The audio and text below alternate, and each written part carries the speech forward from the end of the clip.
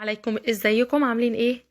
يا رب دايما تكونوا بخير. هنتكلم في فيديو النهارده عن بجد انا بسميها كارثه او مصيبه، او يعني سامحوني فهيبقى انفعالي في الفيديو، ولكن الهام شاهين اتجننت رسمي. بتهدد احمد زاهر بفيديو ليه مع بنته. هنشوف التفاصيل وليه بتعمل كده وامتى وايه الفيديو ده بالتحديد. بس الاول صلوا معايا على الرسول عليه افضل الصلاه والسلام، وباكد ان دي اهم حاجه انا بعملها في الفيديو.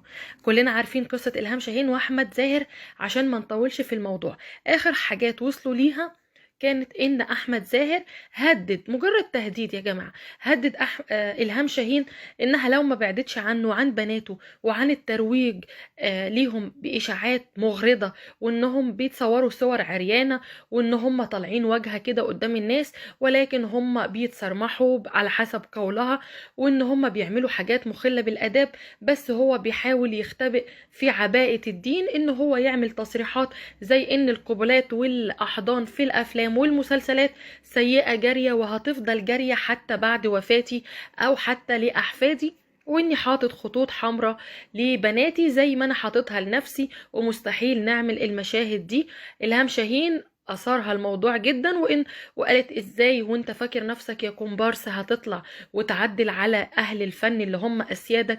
انت لو مش حابب الفن واهل الفن امشي واطلع واخرج منهم تماما، ولكن ما